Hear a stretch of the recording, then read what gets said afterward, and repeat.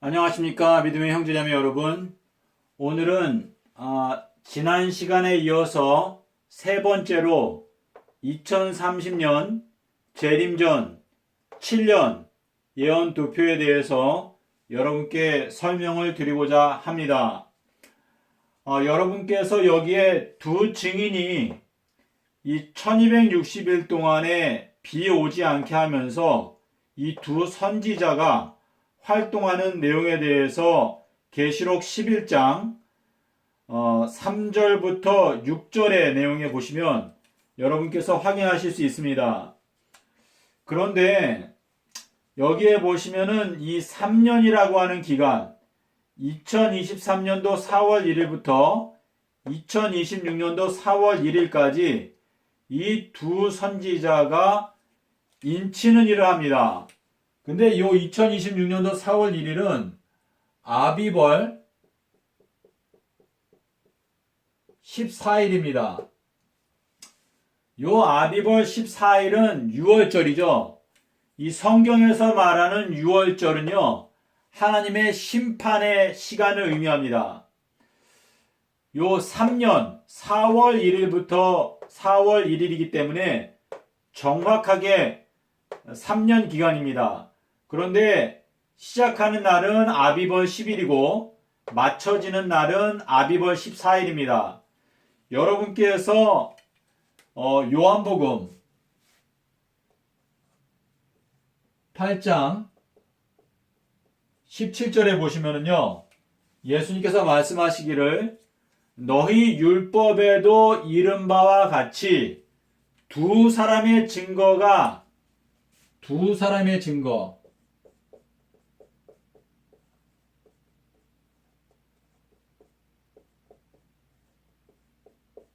두 사람의 증거가 참되다.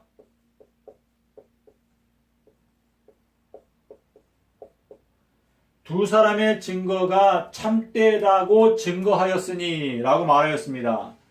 하나님께서 이 말세에 왜 두 사람의 선지자를 택하실까?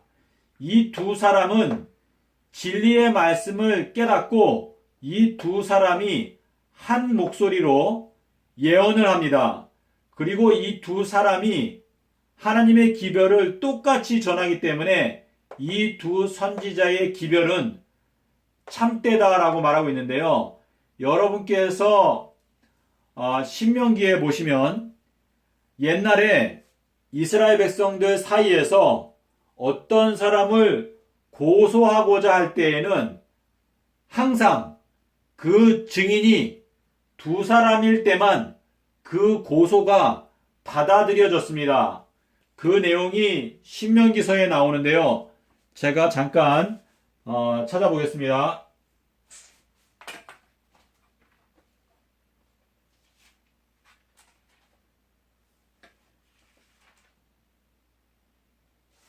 네, 신명기 19장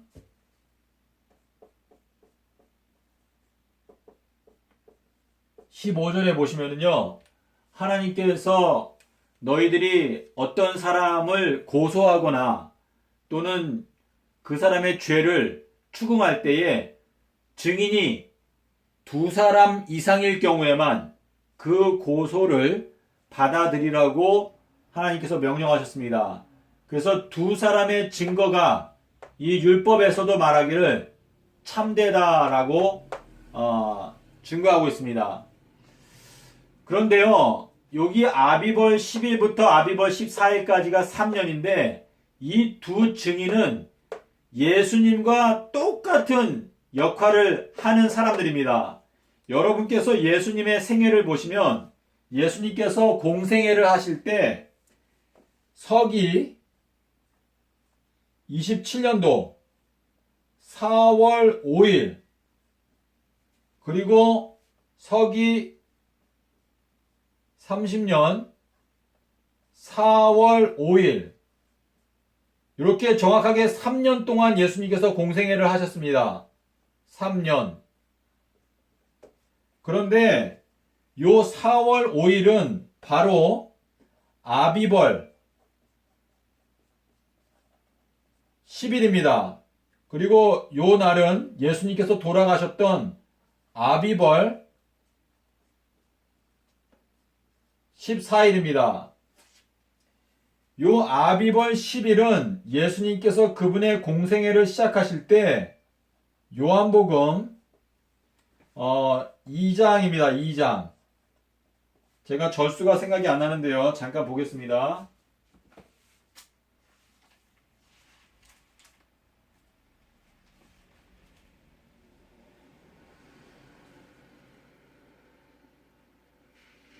(2장) 14절에 보시면은요, 예수님께서 성전에 들어가셔서 소와 양을 파는 그 상인들을 엎으시고 성전 정결을 하셨습니다. 요 아비벌 10일은요, 양을 선택하는 날입니다. 출애굽기 12장 3절일 것입니다. 이 아비벌 10일에는 너희 각 사람이 양을 선택하라고 말씀을 하셨습니다. 그래서 이 아비벌 10일은 이 성전 안에서 수많은 사람들이 양과 염소와 여러 가지 동물들을 팔기 위해서 성전 안에서 장사를 하는 그러한 날이었습니다.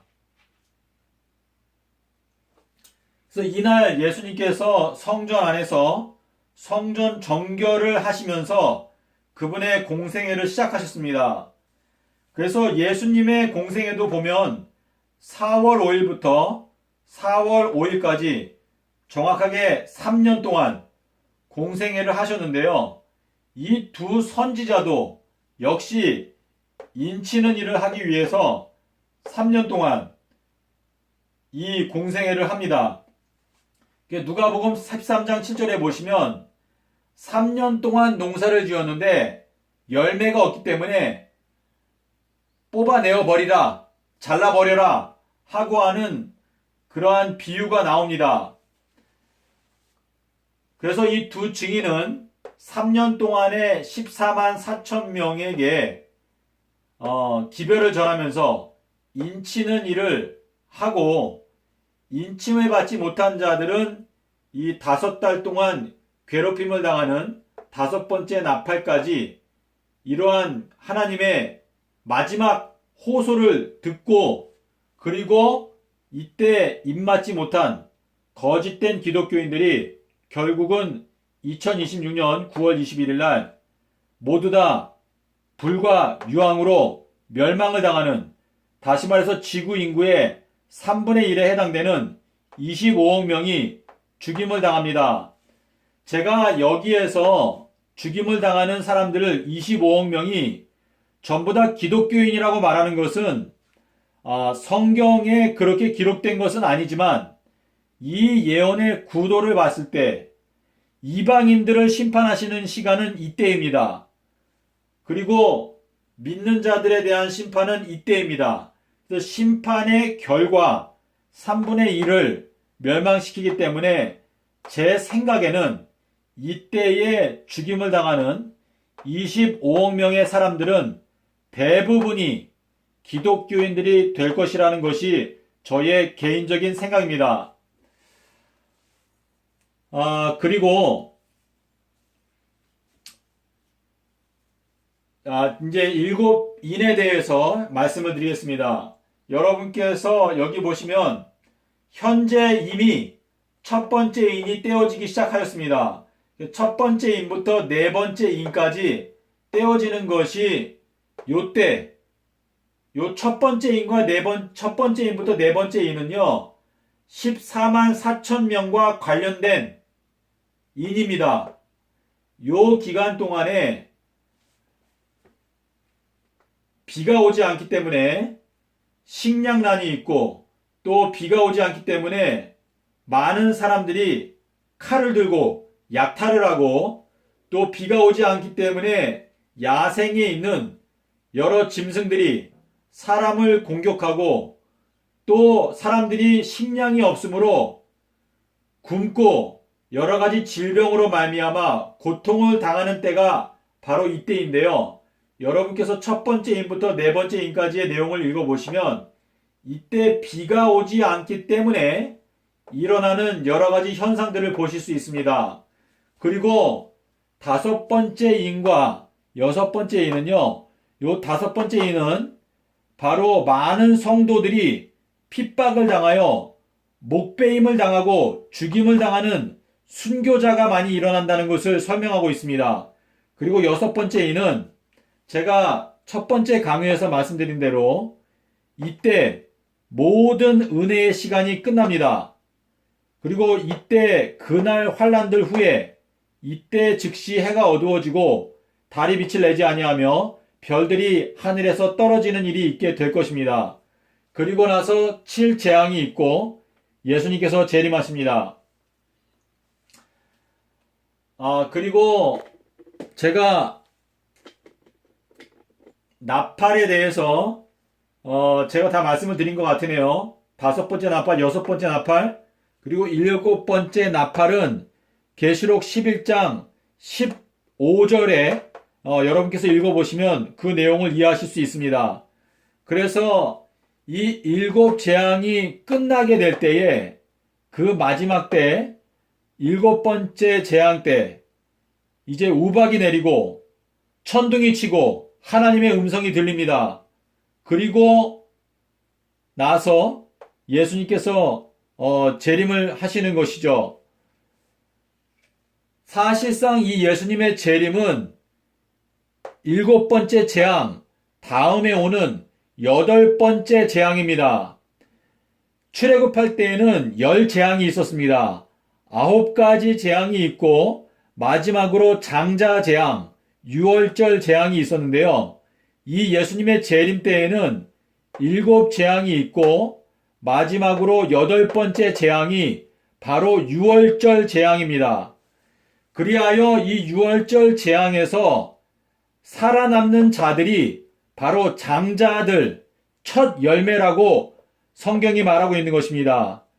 다시 말해서 우리가 구원받게 되는 것은 이 장자 재앙, 예수 그리스도의 피를 우리의 마음판에 뿌리고 우리 마음의 문설주와 문기둥에 뿌려서 예수님의 십자가의 의미를 깨닫고 그들의 생애가 예수 그리스도의 사랑으로 말미암아 변화되고 예수 그리스도께 속한 자들이 결국은 이 마지막 재앙인 여덟 번째 재앙, 장자 재앙에서 살아남게 되는 것입니다. 여러분께서 창세기 33장에 보시면 야곱이 에서를 만났을 때 이렇게 말했습니다. 내가 형님의 얼굴을 배운즉 하나님의 얼굴을 배운 것 같사오며 형님도 나를 기뻐하심이니이다 라고 말하였습니다. 이때 야곱이 그 야복강에서 천사와 씨름하면서 천사에게 당신이 나에게 축복하지 아니하시면 내가 당신을 가게 할 수 없다고 정말 투쟁을 하였습니다. 그때 그 천사가 야곱에게 이스라엘이라고 하는 이름을 주면서 하나님과 겨루어 이겼다 라고 하는 새 이름을 주시고 그 밤에 하나님께서 천사를 에서에게 보내서 에서의 꿈속에 야곱을 해하지 말라고 하는 꿈을 주셨습니다. 그렇기 때문에 에서가 야곱을 만났을 때 야곱을 죽이지 않았던 것입니다. 야곱이 자신의 생명을 구할 수 있었던 것은 하나님의 은혜로 하나님께서 에서의 마음을 돌이켰기 때문에 야곱이 구원을 받았던 것입니다. 그래서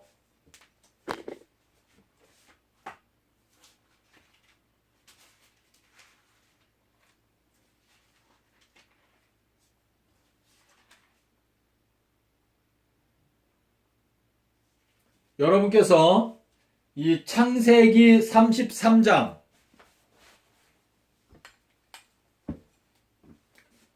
창세기 33장 10절의 말씀은요. 요거는 이제 야곱의 경험인데요. 야곱의 경험. 여러분께서 여기 6째 인을 떼실 때에 이때에 하나님의 은혜의 시간이 끝납니다. 그리고 이 7재앙이 있는데요. 이 7재앙이 있는 동안에는 하나님의 성전 안에 연기가 가득하여서 아무도 성전 안에 들어갈 수 없다고 그랬습니다. 아무도 성전 안에 들어가지 못한다는 뜻은 어떤 누구도 하나님께 중보의 기도를 드릴 수 없다. 하나님께 기도할 수 없다. 하나님께 어떤 기도를 해도 그 기도가 성전 안에 들어가지 못한다. 라는 뜻입니다.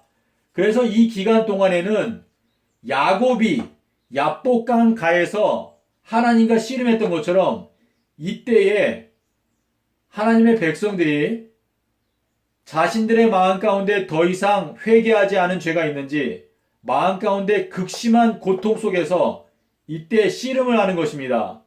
그리고 이 기간이 지나고 나서 이 장자 재앙 때 다시 말해서 하나님께서 오셔서 그들의 마음 가운데 어린 양의 피가 뿌리워져 있는지 하나님의 인이 쳐져 있는지 그것을 확인하시는 것이 바로 2030년 4월 18일인데요. 이때에 하나님께서 재림하셔서 하나님의 백성들의 마음에 어린 양의 인이 쳐져 있는 자들은 하나님께서 용서하시고 이 사람들을 구원하시는 것입니다. 그리하여 이때 구원받은 자들이 예수님의 얼굴을 보게 될 때에 야곱이 했던 말, 내가 형님의 얼굴을 배운즉 마치 하나님의 얼굴을 배운 것 같사오며 형님도 나를 기뻐하심이니이다 라는 말이 나오게 되는 것입니다. 그러므로 저희들은 이 은혜의 시기가 끝마쳐지기 전에 저희들의 생애 가운데서 모든 더럽고 누추한 것들을 다 예수 그리스도의 십자가에 못 박고 새로 변화되는, 다시 태어나는 새로운 피조물의 경험을 해야 하는 것입니다. 그리고 이 경험을 하기 위해서 가장 핵심적인 것은 바로 예수 그리스도의 십자가에서 비쳐나오는 사랑의 태양과 같은 그 빛으로 저희들의 마음이 씻어져야 합니다. 제가 이제 이 예언 도표에 대해서 어느 정도 여러분께 설명을 드린 것 같습니다. 제가 최대한 조리 있게 설명을 하려고 노력을 했지만 아마도 부족한 점이 있을 것입니다.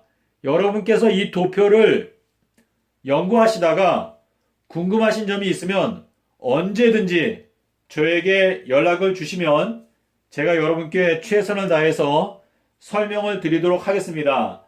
제가 여기에 만든 요 예언 도표를요, 제가 인터넷에 올려놓았습니다. 원하시는 분들은 누구나 다운을 받을 수 있도록 제가 페이스북에 이 예언 도표를 올려놓았는데요. 이 예언 도표를 어떻게 하면 얻을 수 있는지 제가 잠깐 소개를 해드리겠습니다. 여러분께서 페이스북에 가셔서요, 검색을 하십시오. 예수 재림